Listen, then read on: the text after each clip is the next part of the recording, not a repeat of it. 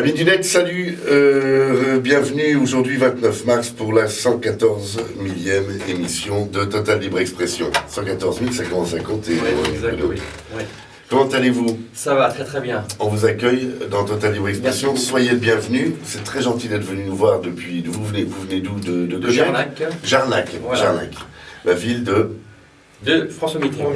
Voilà. Félicitations, il y en a deux qui suivent. Je sens que ça va encore être une très très belle émission. Vous connaissez le principe de l'émission, chacun a 3 minutes pour s'exprimer. Alors la différence entre notre invité de la semaine, c'est-à-dire vous, Bruno, c'est que à n'importe quel moment, vous pouvez intervenir dans les chroniques de nos amis, et eux ne peuvent pas intervenir dans la vôtre. C'est le privilège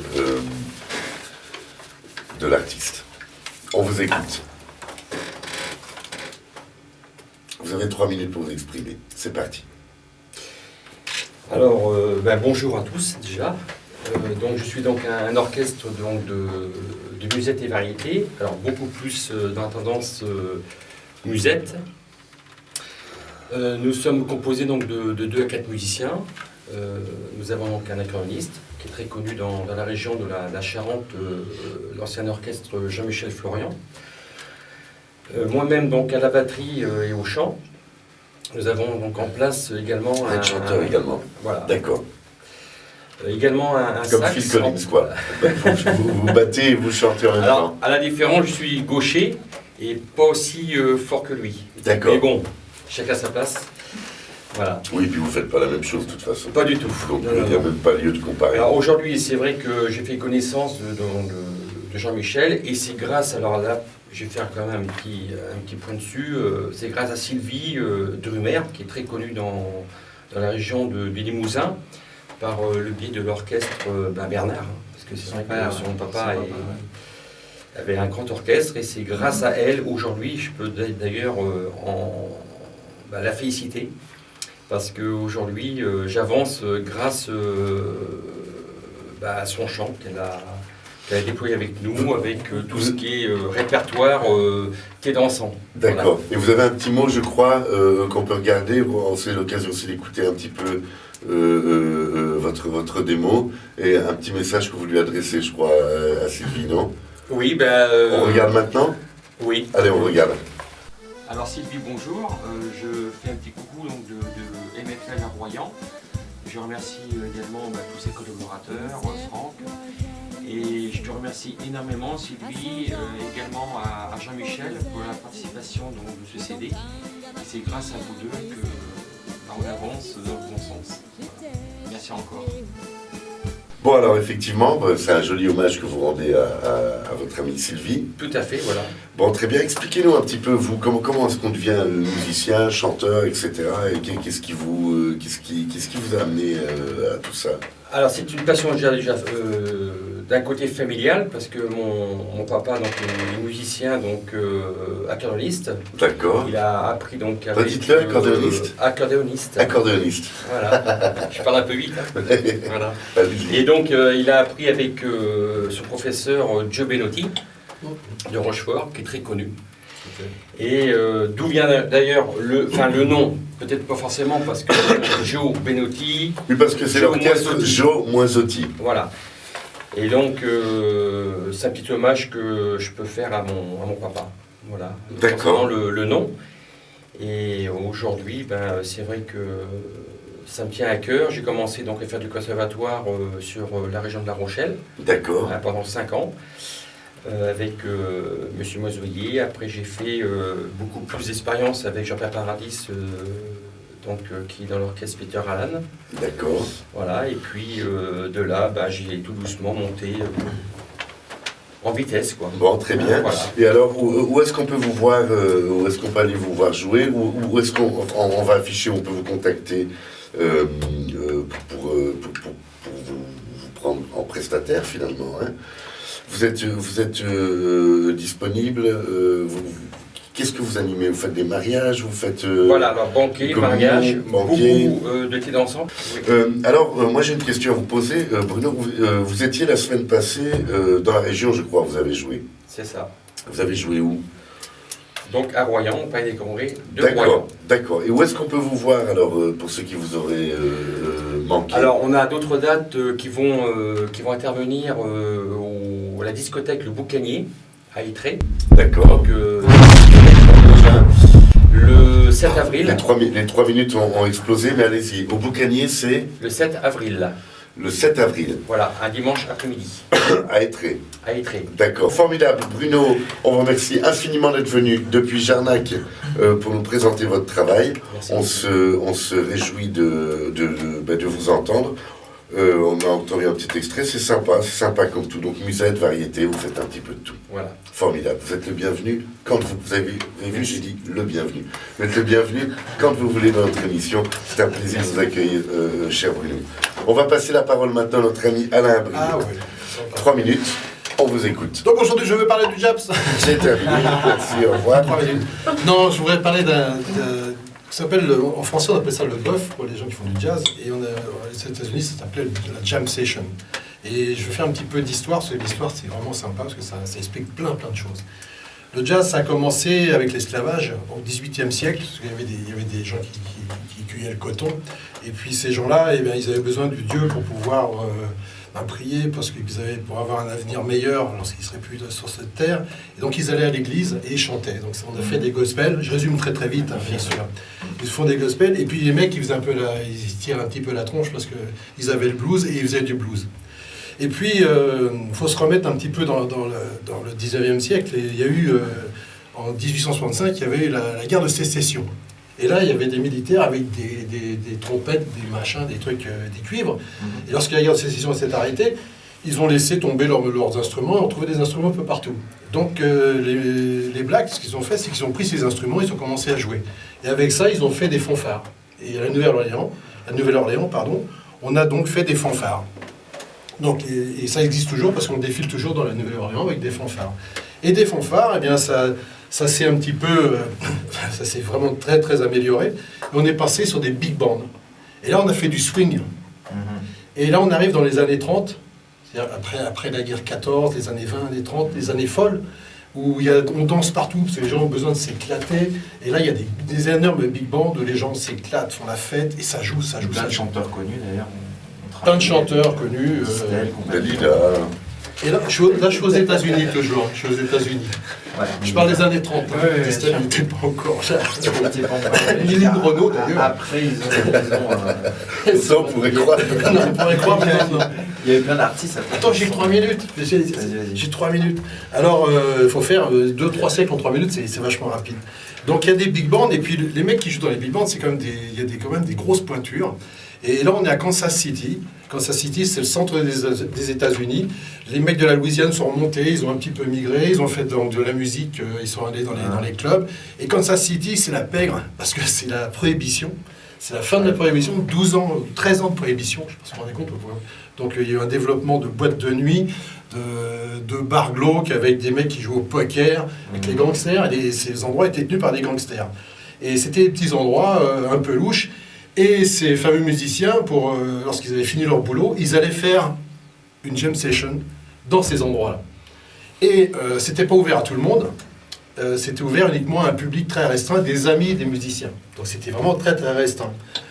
Et alors, là, il se passait des choses assez importantes et intéressantes, c'est qu'ils faisaient des défis. C'est-à-dire que tu avais des sax ou des trompettes, ils se lançaient des défis. Et le défi, par exemple, c'était de reprendre le solo note pour note du précédent et de pouvoir repartir sur un autre solo à partir du premier solo. Donc ça veut dire qu'ils ont travaillé la musique d'une façon assez incroyable. Donc voilà. Alors, années 30, Kansas City, vous voyez un petit peu le contexte, le bouge, les mecs, ça fume, ça boit, et puis ça flingue aussi. Donc c'est vraiment... Et ça, c'est l'ambiance de la jam session. Voilà, je voulais en parler. Les endroits les plus célèbres, ça s'appelle le Sunset. Alors, ça laisse des traces parce qu'à Paris, il y a un Sunset. Le Lone Star, le Subway, le Cherry Blossom. Enfin, c'était des choses c'était des endroits très typiques. Et alors, c'est pas fini. Il y a des gens comme Count Basie qui jouent. Il y a des Stereo, il y a des gens incroyables. Et puis, un jour, il y a un monsieur, le premier producteur, Norman Grave, qui était né en 1918. Donc, dans les années 40, alors, attention, on a passé les années 25, la crise, il faut voir tout disons, les difficultés de ce pays. La bombe vient d'exploser. Non, je finis. Je suis désolé. Je finis, parce que c'est assez marrant. Oui, non, c'est très intéressant. Ce mec-là, il a eu l'idée de dire 16e Session, je vais la présenter ailleurs. Et il est parti avec les meilleurs musiciens de l'époque, de Kansas City, et ils ont été faire des tournées européennes, au Japon, mondial, en Australie. Et c'est comme ça que sont partis, disons, ces fameux... C'est peut-être les premiers festivals ou les premiers clubs de jazz qui ont été faits par ce monsieur. Voilà. Moi, j'ai mis 3 minutes. C'est formidable, c'est très intéressant. J'avais lu et appris que, en fait, alors on parlait du blues, mais qui est quand même très très proche, où finalement les esclaves élaboraient, voilà, on revient au tout début, élaboraient leur plan d'évasion en chantant. Et en fait, le militaire, l'homme blanc, comprenait pas ce qu'il se disait, et que enfin, ça explique un peu la difficulté que peut avoir aujourd'hui, enfin, qu'ont beaucoup de gens à essayer de chanter ou d'interpréter du blues, tellement il fallait, l'instant où ces chants ont été créés, ils étaient représentatifs de quelque chose. Et qu'aujourd'hui, voilà, sans l'histoire de ça, sans la souffrance qui donnait ces notes, finalement, souvent c'est un peu plat, quoi. Ça, je vois ce que vous disiez un peu. Il y a une blague là, qui court. Vous connaissez la différence entre un joueur de blues et un joueur de jazz? Non. Non? Le bluesman fait 3 notes devant 1000 personnes et le jazzman fait 1000 notes devant 3 personnes. Très joli ça. Hommage à B.B. King, non, c'est ça? Merci infiniment Alain, très sympa. Super rubrique. On va donner la parole maintenant à notre ami Clément. Vous avez 3 minutes, c'est parti.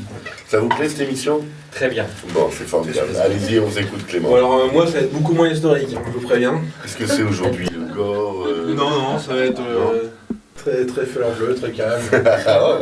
Allez, Je suis sympathique. c'est l'influence de nos artistes et des artistes qu'on travaille en ce moment. Tout à fait.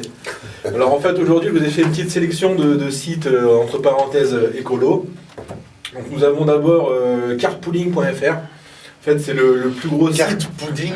Carpooling. Pooling. Ah ouais, Pooling. pooling, pas pudding. En fait c'est le plus gros site de covoiturage en Europe. En France et dans D'accord, l'Europe. super ça, très malin. Qui permet en fait aux conducteurs, aux passagers de se mettre en relation via des messagers internes, des téléphones et des mails. En fait, vous faites votre recherche, vous proposez, vous cherchez ou vous proposez une offre de covoiturage, vous fixez le rendez-vous, vous fixez le tarif. Et je vous ai fait un petit exemple pour un aller-retour, enfin pour un aller départ de Paris arrivé à Marseille, ce qui fait environ 800 km. Si vous prenez deux passagers avec vous leur faites payer 35 € la place, en fait ça vous couvre la moitié de vos frais d'essence. D'accord. Ah, donc Et 35 €. c'est pas paritaire, c'est pas les frais divisés en 3. En général, c'est juste les frais d'essence. C'est les frais d'essence, c'est pas les frais de péage. D'accord. Après, ça dépend toujours des offres. On peut choisir la voiture.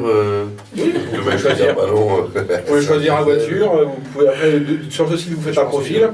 Après, en fonction de, vous pouvez noter les gens en fonction de s'ils ont été agréables, machin. Parce qu'ils ont eu beaucoup d'accidents aussi. Il faut une assurance spéciale pour faire ça ou pas, non? Non. D'accord. Non.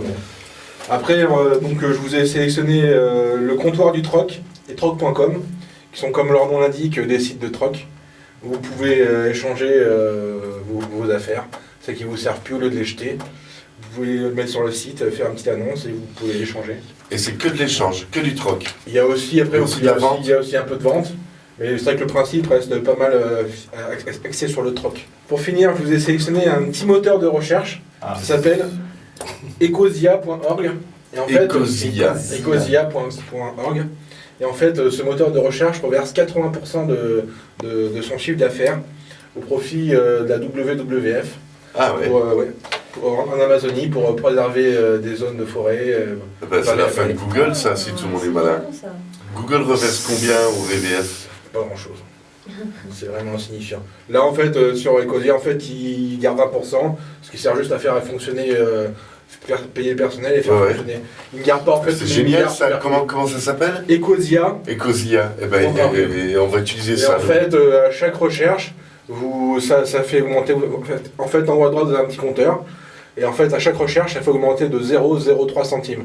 Donc c'est vrai que c'est pas beaucoup, mais à C'est force, énorme. ils en sont déjà. C'est énorme. Ils en sont déjà à 14 millions de. Ah ouais, de- j'imagine. Ah, c'est Donc en génial. fait, voilà. Ça c'est vraiment 100% écolo. Ça, c'est fantastique. Ecosia. Ecosia. C'est lié avec Mozilla? Non. Non. Non. Non, mais Mozilla, Mozilla, oui, Firefox, oui. le remplacement de Firefox. C'est vrai qu'il y a, bon, après, il n'y a pas tous les petits gadgets comme justement Mozilla, Google et tout, mais c'est vrai que pour les recherches, Finalement, ça va très bien. puis vous faites un don. Les 3 minutes ont explosé, mon ami Clément. Vous vouliez nous dire autre chose? Bon, j'avais fini. Vous aviez fini. Pour une fois. Là, vous voulez Là. dire que vous aviez timé votre truc pour qu'en 3 minutes pile C'est ce ça. soit fini. Pour une fois, j'ai réussi à faire entièrement ma chronique. On vous applaudit. Bravo, bravo. On est toujours en pleine progression. Félicitations et c'est des super trucs, super plans. Continuez comme ça, c'est un vrai plaisir. Bonjour, jolie demoiselle, on vous donne la parole, vous avez 3 minutes, à vous Camille. Aujourd'hui, je vais vous parler d'une chronique donc, sur le sport. Et le sport en question, ça va être un art martial, ça va être l'aïkido. Qu'est-ce que c'est que ça, l'aïkido? Alors, l'aïkido, c'est donc un art martial qui est vraiment basé sur le sport. On pourrait même dire que c'est du self-défense. C'est aussi D'accord. basé sur la maîtrise de soi, voilà. Et c'est vraiment, on peut dire que certes c'est un sport, on va vous apprendre donc énormément de choses à vous défendre, à maîtriser votre force et à contrôler aussi également la force de l'autre et à l'utiliser contre lui-même. Mais c'est aussi, c'est vraiment aussi un état d'esprit, l'aïkido, hein, parce que déjà l'aïkido c'est quand même considéré comme une arme. Toutes les personnes qui le pratiquent sont considérées comme des armes. Donc c'est vraiment, c'est un sport qui peut vous apporter énormément de choses, mais c'est un sport à ne surtout pas faire en dehors des dojos, en dehors des clubs. Donc en fait, par exemple, un jeune qui voudrait apprendre ce sport, cette culture, où est-ce qu'il s'adresse? Il y a une fédération? Alors oui, justement, je vous ai préparé donc toutes les adresses de clubs ainsi que les numéros de téléphone. Et j'ai même aussi fourni 2-3 sites en fait consacrés donc à l'aïkido et qui va vous permettre aussi également de trouver le club le plus près de chez vous. Il y a combien de clubs dans notre département, enfin en Charente-Maritime? Il y en a plus d'une dizaine, hein, j'en ai... D'accord, oui, donc à peu près n'importe où on vit en Charente-Maritime, on peut y aller. Oui, Il y a beaucoup d'enfants qui pratiquent ça ou pas? Oui, on a des toutes petites À partir de classes. quel âge on peut Alors, pratiquer? on a donc une classe de 4 à 6 ans. Après, Ouais, il y a ça serait jeune. oui, après, il y a les classes de 6 à 9 ans. Et après, on monte jusqu'aux Ok. adultes. Mais c'est Ok. c'est très important de savoir se défendre maintenant, enfin notre actuel. Ah Enfin, bah, Oh, ça a toujours été. Hein. oui, ça a toujours été. Encore, on est privilégiés, nous, hein, on vit Oui, pas oui, dans c'est les ça. banlieues. Oui, voilà, nous, c'est vrai que la Charente-Maritime... Il fait Bon, bon super. Et votre ami, alors, il fait du Oui. jutsu? Voilà, non, de l'aïkido. Ah oui, de l'aïkido. Vous mangez beaucoup asiatique vous-même? Non. Non? Non, Et vous aimez ça, les sushis, tout ça? Non, pas vraiment. Pas vraiment. Non, non. Ça va. Non, franchement, non. Les 3 minutes ont expiré, merci infiniment, Alors, c'est très intéressant. Je voulais Oui, aussi allez-y. dire que je vous ai préparé aussi un reportage avec quelques images de quelques prises que j'ai tournées au club de Rochefort avec certains participants du club. Voilà. Super, eh ben on regarde. Ça y est, j'ai fini.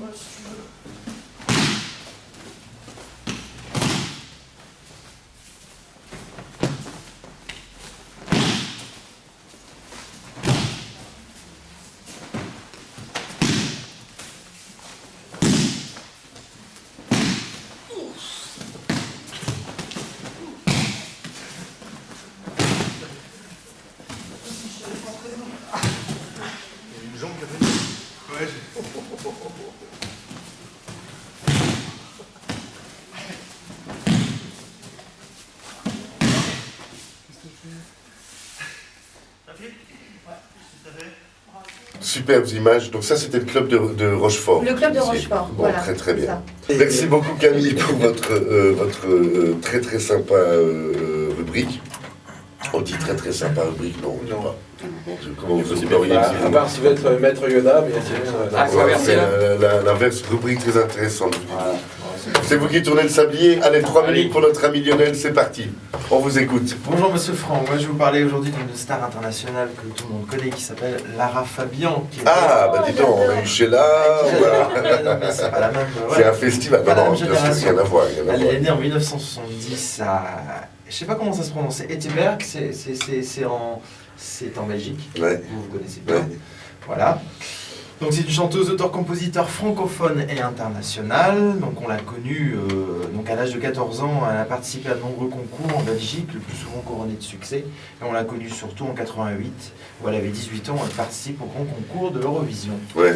Elle a gagné d'ailleurs, elle représentait le Luxembourg. Donc elle avait gagné avec sa chanson qui s'appelait Croire.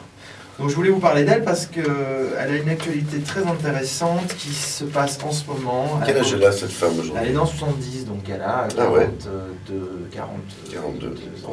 43 ans. 43 ans, elle est 2013, 70, ça Elle fait est très- 43. elle est très jeune. Ah ouais, très jeune. Très jeune.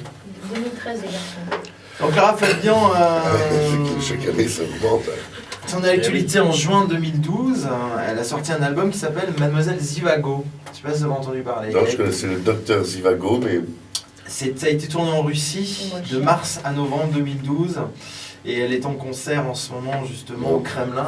Elle a fait un super concert au Kremlin, je ne sais pas si vous l'avez vu sur internet, on voit plein d'extraits.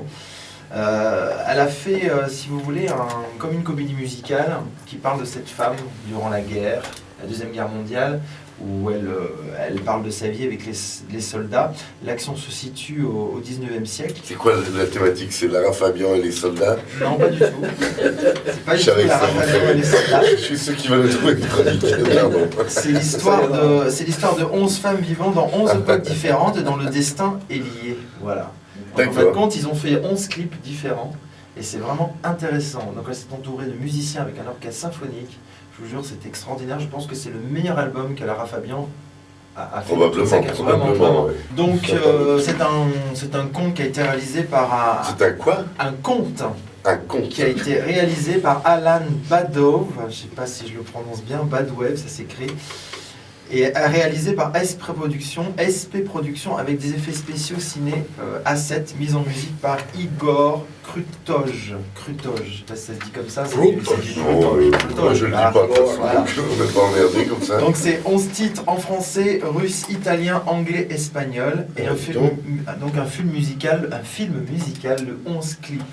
Donc vraiment, c'est Et alors, somptueux. ils vont sortir après un film qui relie les clips, c'est dans l'idée. C'est dans l'idée de faire un long métrage. Donc, Contrôler. Hein. elle débute dès septembre 2013 également jusqu'à juin 2014 une tournée C'est ça. française. Donc on verra justement, elle va tourner en France à partir de septembre 2013 jusqu'à juin 2014. Donc on aura l'honneur de voir. C'est bien. C'est vraiment C'est bien extraordinaire. ça, c'est bien, magnifique. Vous allez voir, de toute façon, c'est fabuleux. C'est un fabuleux album. Et l'album se trouve simplement dans les carrefours parce qu'elle n'est plus produite actuellement en France depuis D'accord. quelques. Il y a de plus en plus d'albums qui sont sortis. Voilà. Et elle fait une extraordinaire en Russie. La bombe a explosé. La bombe a explosé. Au revoir Lionel. Merci, vous êtes bien aimable. Super sympa. Vous votre connaître, public. merci. Vous aviez d'autres choses à nous dire, non? Non, plus maintenant, c'est Non, fini. formidable. Voilà. Merci, c'était la 114 millième édition, excusez-moi, de Total Libre Expression. Merci à vous tous d'être venus. Merci de nous avoir rejoints depuis Jarnac. Comment vous l'écrivez, Jarnac? Allez, salut, merci, à très vite.